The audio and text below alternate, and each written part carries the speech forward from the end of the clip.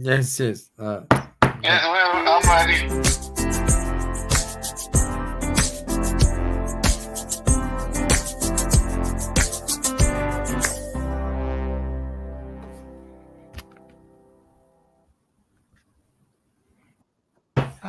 Hello. Welcome to CripChat, the weekly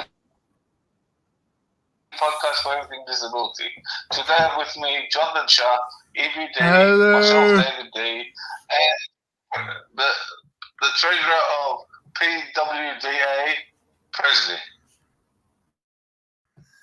Thank you, David. Hello, Hello, please like everyone. and share. Yes, yep. And if you got any comments, please put them in the comment box. All right, thank you, David. So, yeah, please like and share. And hello, everyone. Welcome to CripChat, your weekly podcast for everything disability. Welcome, Presley. How's it going? How are you?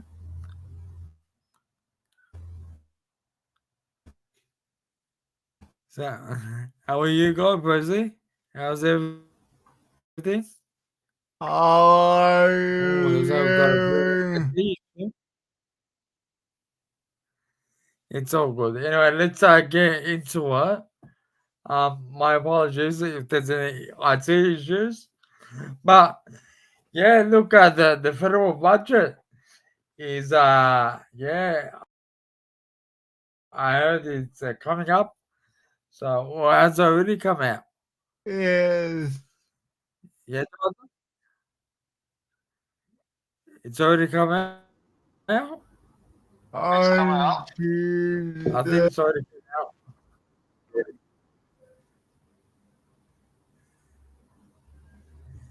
Anyway, look, let's hear from Presley. It's So Presley, hi, it's Presley here. how's it going? So tell us Crazy. regarding the budget.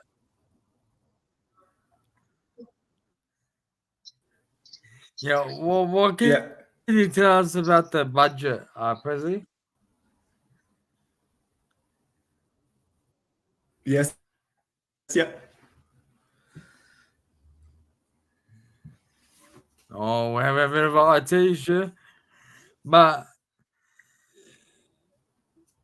before we wrap things up, well, not wrap things up, I get Yeah. started. Presley, tell us a bit about yourself and your role. Oh, What? we've lost Presley. All good. We'll just wait for Presley to come back in. Sorry. There's a bit of an IT. Yeah. So, Presley, tell us a bit about yourself and your role at PWDA.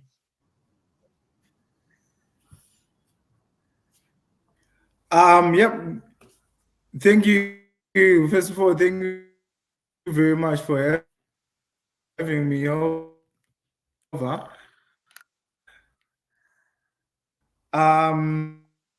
So I am one of the board members at PWDA. I'm one of the executive directors.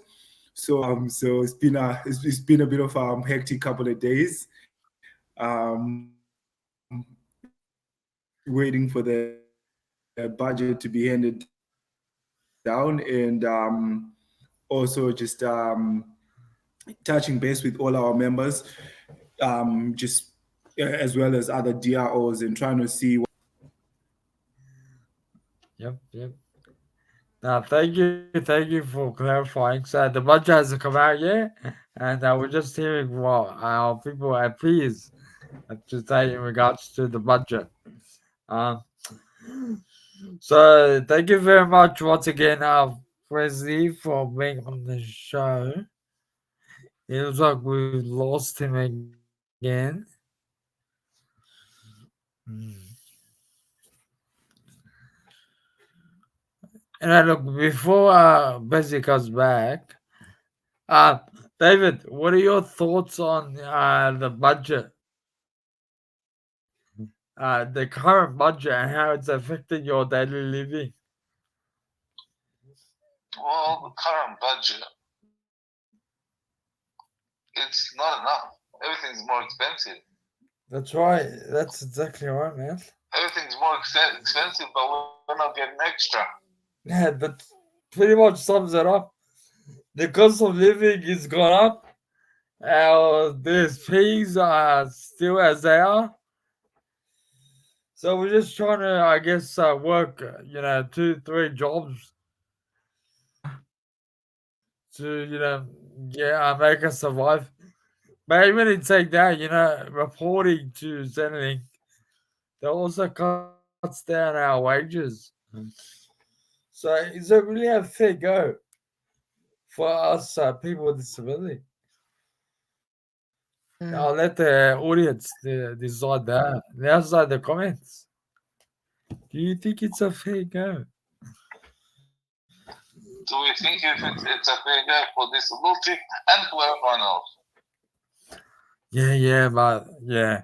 I think our people with disability are way worse.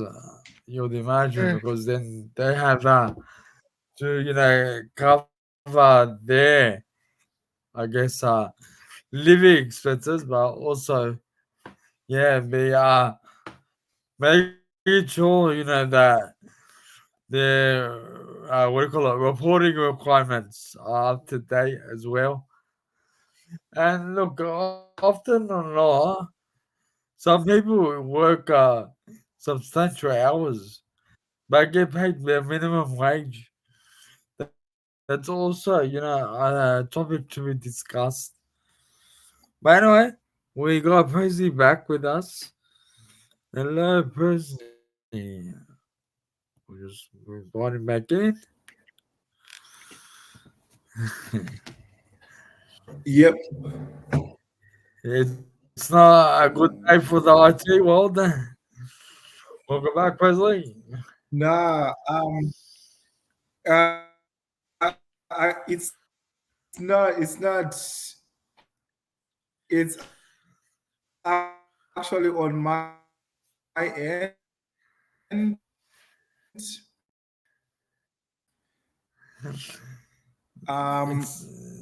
look, it's Just good. trying to see if I can We'll do what we can. quickly fix it. My records on my and then cutting out.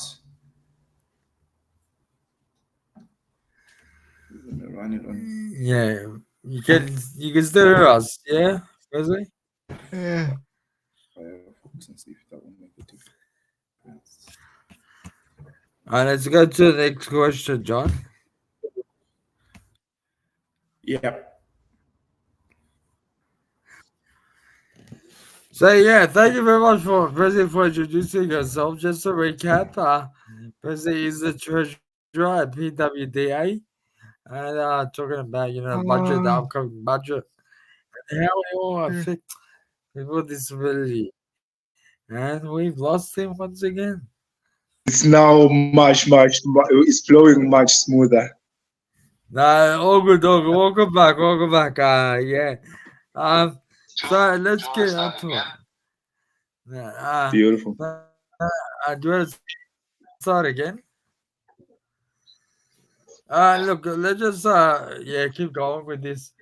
So, please, President, tell us a bit about yourself and your role at PWDA. So I got co-opted with PWDA back in March of last year. I'm one of the board members. I'm one of the executive directors. I currently hold the office of treasurer with them.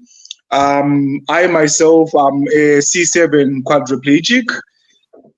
Um, and unfortunately, I'm a former registered provider as well.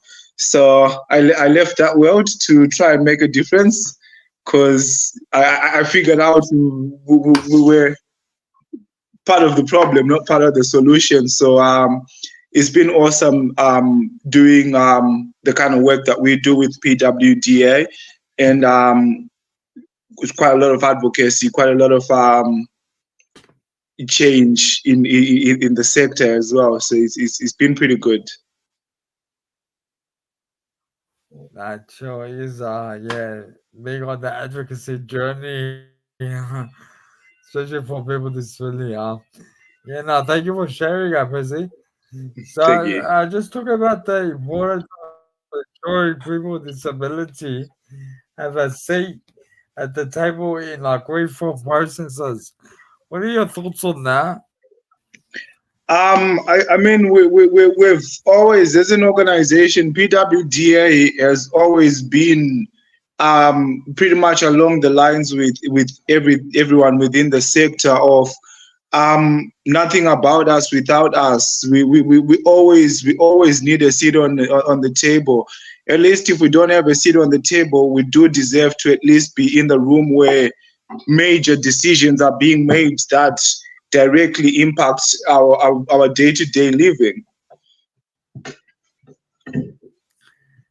Yeah, yeah, Well, Presley, Yeah. talking, you've been on a table. Do you think any of the actual budget they put out is not good for people with disability? It just, so yeah, both from an organizational level and from a person on the scheme as well, and a person on DSP, it's not the best. You know, they spend quite a lot of time asking for feedback, asking for, saying they will look into core design and all of those things. And when the day comes, they just drop all of that out. They kick that out the window. So it's kind of, it does send a mixed message. Yes, we are being given a seat on the table, but it's just a seat to smile and wave. It's just a seat to sit there. It's not really a seat where a lot of the feedback that we're giving, a lot of the surveys and everything we're putting forward is still being ignored by and large.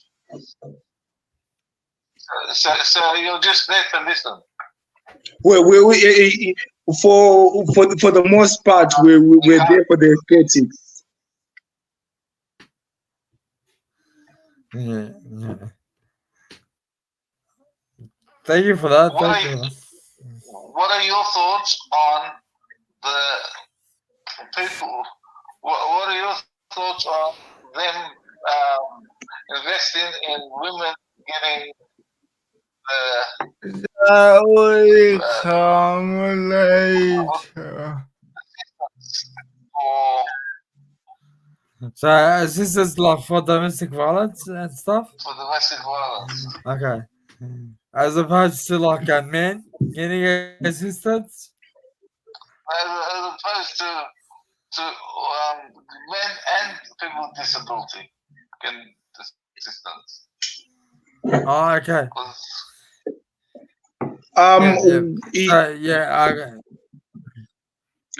Yeah. From from a lot of the surveys we've done from our members for PWDA, we know that we in that area we have huge numbers of our members that have suffered domestic abuse or interpersonal violence or domestic violence, partner abuse as well. And we know that it affects a lot of our members. And some of that is where a lot of it is being channeled to just address the domestic violence. A lot of it does not then go into addressing the domestic violence, the family aspect of it as well. So if a family wants to flee, for example, if a family that is if a husband or a wife wants to flee a situation where they're facing violence and they have a child in a wheelchair, none of the crisis accommodations cater for the child in a wheelchair. So that aspect is still not being looked at. A lot of funding and a lot of core design still needs to go into that space.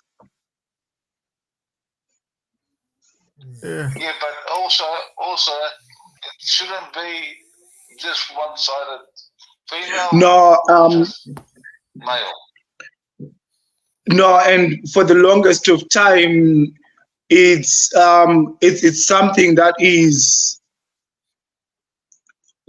obviously is something that needs some work on a systemic kind of level, because even when the funding gets poured, the funding is going to have strict criterias, and some of those criteria might have to do with what gender you identify with, so that's still, those things still need to be addressed, because it's not just one gender that faces that, and it's not just one gender that's coming to advocacies and DROs asking for assistance. So that's something that needs to be set down and be talked about at length.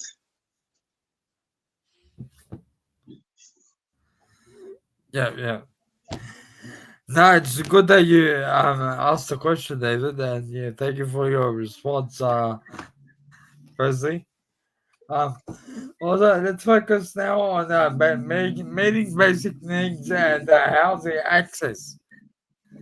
So, in terms of looking at the budget provisions and addressing the cost of living crisis, sorry, faced by people with disability. Yes. So, how are the people at PWDA addressing this?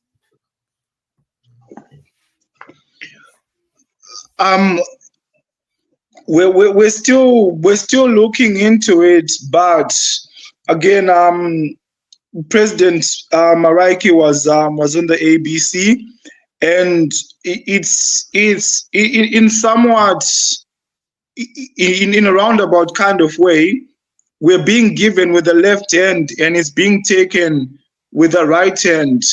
So if we don't get an increase on DSP, and we are acknowledging in the budget that it's currently a very competitive rental market at the moment, then the two do not tally, because all this housing that you're going to build and all of that, it's number one being built in things like apartment blocks, where access is just not being taken into consideration at all.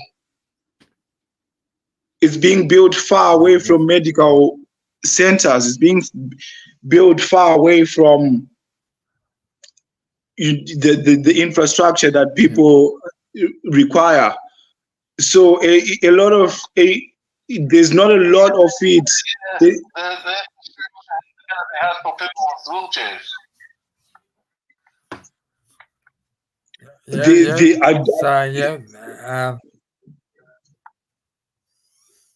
Go ahead, Presley, sorry. Yeah, no, it's a good point, David. So yeah, the infrastructure, you gotta also take into consideration people that are, wheelchair users, make it accessible for everyone. Yeah, nah, good point. By the way, when we talk about enhancing the quality and safeguards, so in regards to the overview of the NDIS reviews recommendations for expanding the remit of the NDIS Quality and Safeguards Commission. So what are your thoughts on that? There needs to be there need to be a good separation, because right now what's happening is the quality and safeguards still work for the NDIA. So whenever we have that, we do have a lot of issues where, one parent writes the paper, the child takes the exam, they fail, you complain about it, and the father, the other parent, fixes the problem.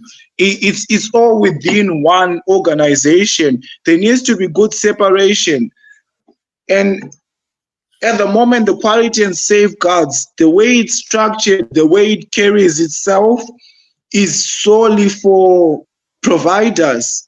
We want to see a lot more of them actually looking at things from participants' point of view, actually doing a lot more core design. At the moment, the quality and safeguards do a lot of policing on behalf of the NDIA and on behalf of participants, but we don't want them to do a lot of policing. We want them to come to the table and actually ask people with disabilities what the issues we are facing on a daily basis are with registered providers. Because a lot of what's happening is they are giving metro providers and regional and rural providers the same treatment, whereas we know from the price guide, from the pricing schedule, that we have MMM ratings, because those are different. So the rules should also be different. But there hasn't been a lot of engagement between. Everyone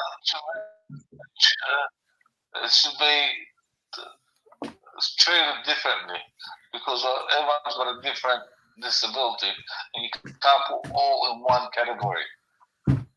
It's not. It can't fall in one bucket. Yeah. But what we want to do is we want to see a lot more of the quality and safeguards being able to go, okay, if I'm having an issue with a provider and I'm having an issue with an internal review, to be able to have a third party in there that we can throw in. And we want to see something from the quality and safeguards in that space. We want to actually see them engaging with DROs. So what was that, David? A hierarchy? A hierarchy where people overlook everything. And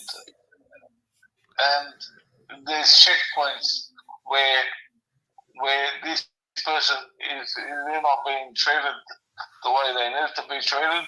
They look into their service and what can be fixed. Yeah. Because at the moment, whilst they're redesigning it, one of the things that I would like to see personally would be them actually not waiting to investigate only critical incidences, because there's a lot of times where there's five things being reported about a provider by 5 different participants, but they have a risk matrix that they work on. If that doesn't hit too high on their risk matrix, they ignore that. They want to wait until someone has been put in hospital, or God forbid someone has passed away, before they go to action. We want to see if it's being funded more. We definitely want to walk away from that. Yeah. But allow like early intervention if necessary to avoid, these things. Taking a more preventative approach.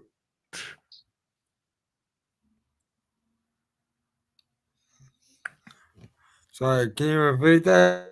Taking more of a proactive and preventative approach. Yes, taking more of a proactive and a preventative approach. Yeah. To the way things are done as well. So to I guess prevent things from actually happening. Yeah. Very good point there. But the only way they can achieve that is we're telling them the things, that the telltale signs of how they can spot a bad provider from a mile away. it's only the participants that know what's happening, because we're the ones that are receiving these services on an hourly basis. So we do know quite a lot, but we haven't seen the quality and safeguards say have a participants panel. Yes, no, that's a very I guess valid good point. Um, Presley, I was watching TV yesterday, and they were talking about people getting $300 grant for electricity. Even if you're a millionaire or a billionaire, you still get it. yep. Do you think that's fair? Not at all. Not at all. You still get it? And they're Not saying, at all. if you don't need it,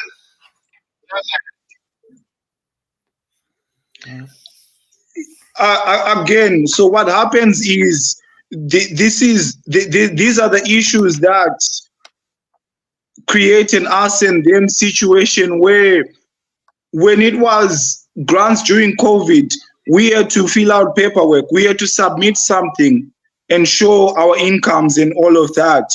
But now this $300, these millionaires don't have to show that they earn over $1 million. They just get it whenever they want. No, they just get it automatically. Sorry, they just get it by default. And a lot of other people have had this conversation and this argument with. They've said, "Oh well, look, we pay a lot of tax." Yeah, you do, but you're paying that tax out of $5 million. What's 300 gonna do? Are you gonna notice the 300 come into your account? Because I certainly know I will. Are you gonna notice the 300 on top of your 1 million? You're gonna notice the 1,300,000. It's Yeah, this is the unfair distribution of wealth that a lot of people don't like, that a lot of people complain about. It's a beautiful thing. Realistically, it should have been up. It would have. We could have apportioned it better.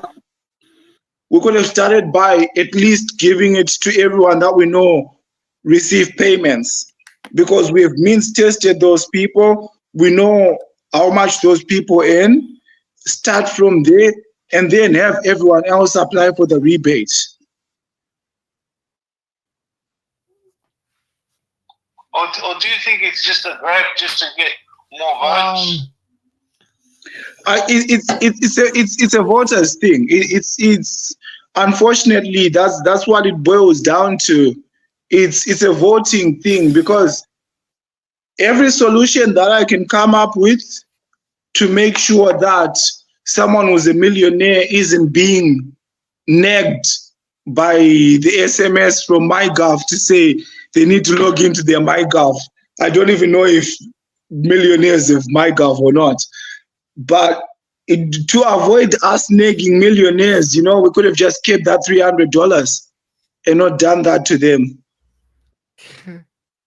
But because we back on track. So yep.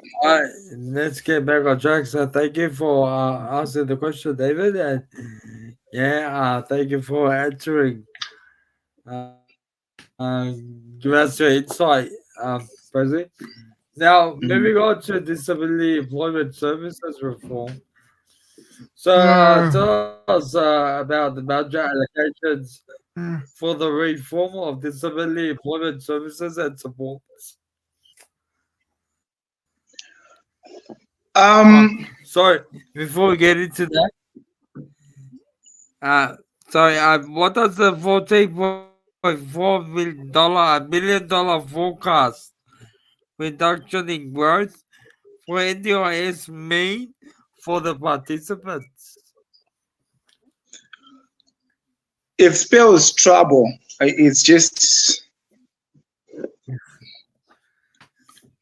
Couldn't have said it better yourself. it spells trouble. What do you mean by that?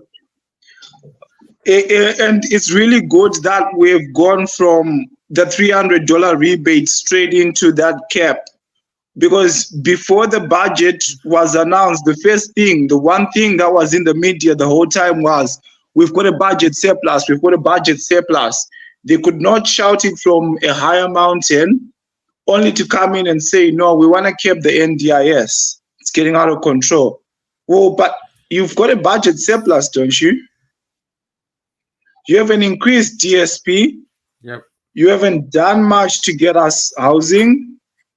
You want to go back into putting people into shared homes. You want to regress and renege on your promises and cancel. And you essentially, what that does is that's a start to canceling the NDIS.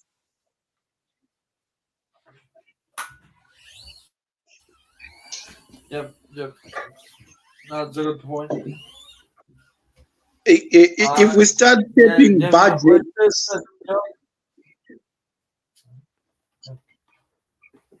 Yes, you go wrong. Thank you for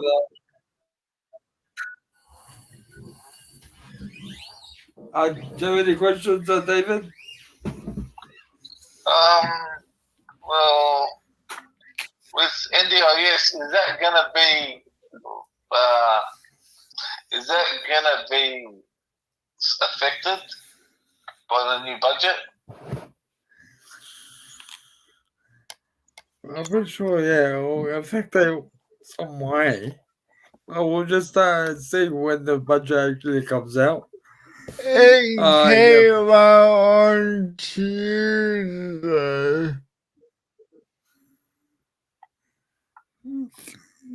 Alright, sorry, we'll move on.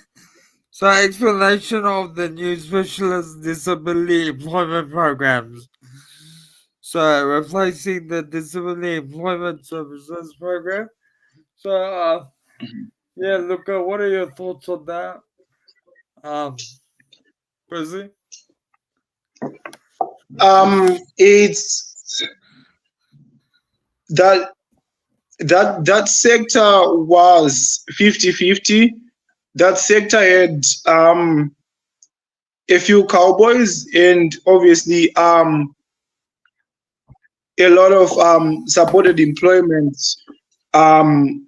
across the board, across the industry. We did have a lot of issues with, disabled people being put into a job and getting $10 a week, when the bus is costing them $5 to and from work every day.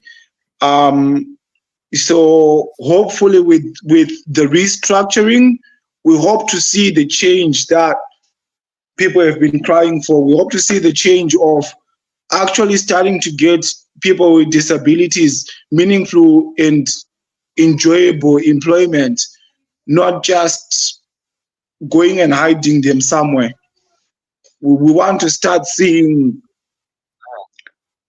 a little bit more engagement from, not a little bit, quite a lot more engagement from the private sector, to start seeing a lot more people with disabilities engaged in meaningful employment, in gainful employment.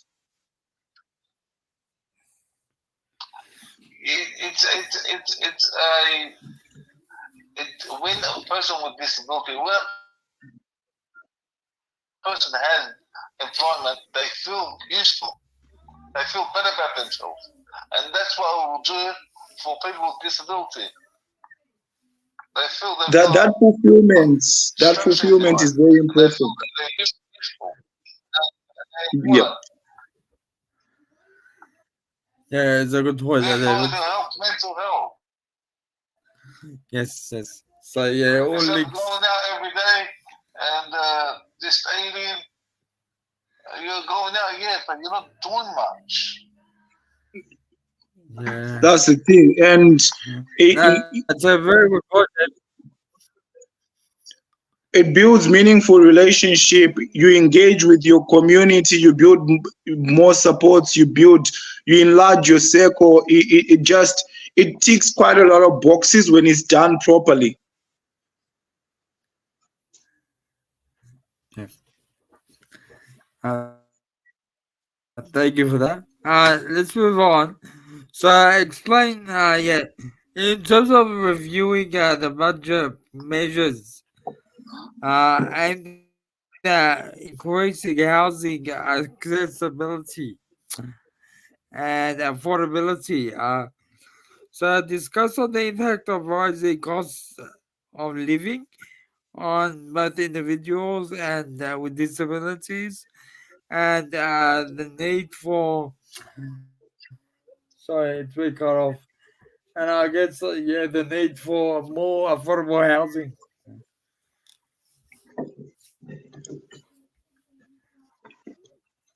It's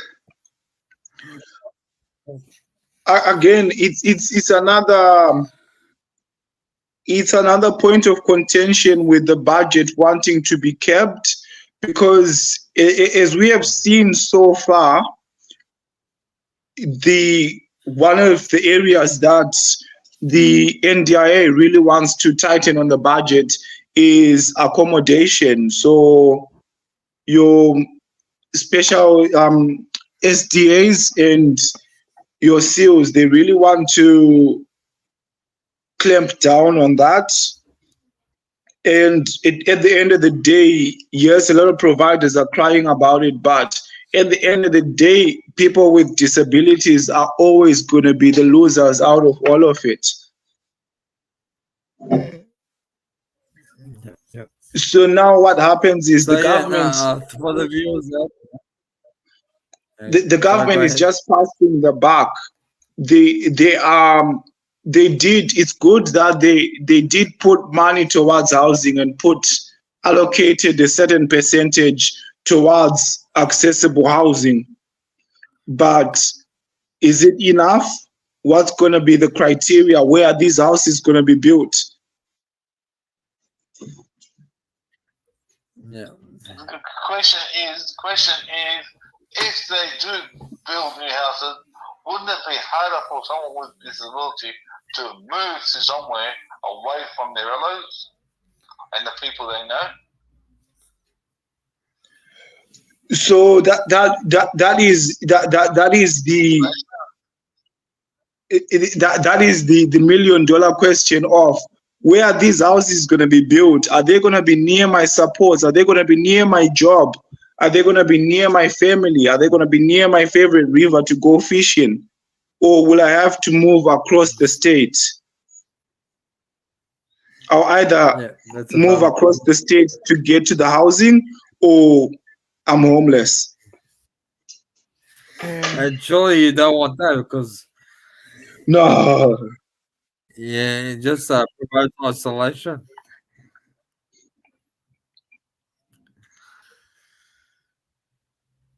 Sorry about that. But thank you very much, Presley, for that. So, just provide us a summary of the key takeaways from the analysis of the Australian federal budget's impact on disability initiatives. Um, it's on a day-to-day basis. We didn't score a lot of wins, and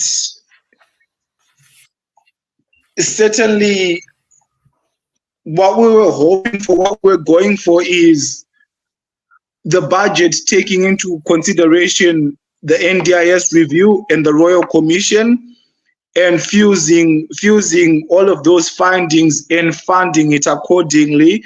But coming out and putting a cap on it just means, well, it's a rinse and repeat cycle.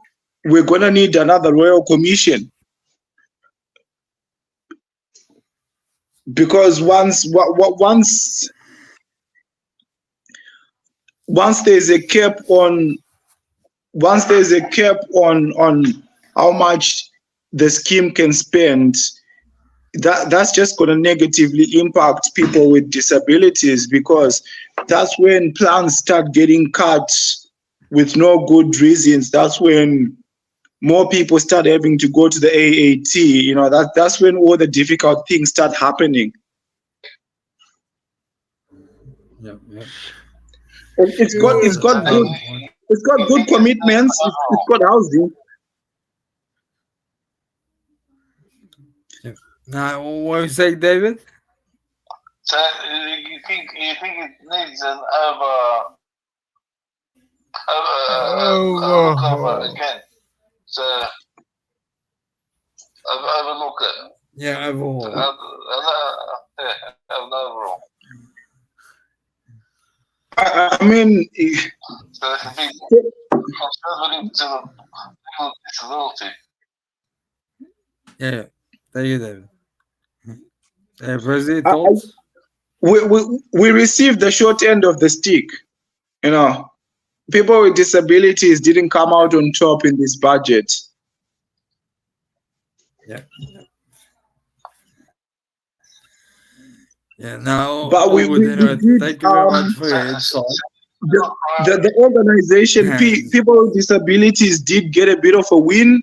Um, for the longest, 1 in 3 of our members identify as LGBTQTI plus, and for the longest of time, we didn't have a body that was combining disabilities with both. So DSS got a bit of funding, and they're gonna go with people with disabilities to be one of the peak bodies in Australia. So that's a bit of a win. It is a far cry though, because if we don't have the crisis accommodation, if we don't have the follow-up services, then a lot of this will fall by the wayside.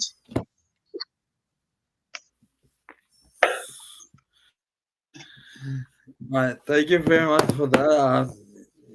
We did get a bit of the win, but there's still a long way to go in terms of, What? making it more inclusive for people with disability. What's the So, Jonathan, what's the call for action? Where to from here in continued advocacy and engagement in shaping policies that prioritize the needs of people with disabilities.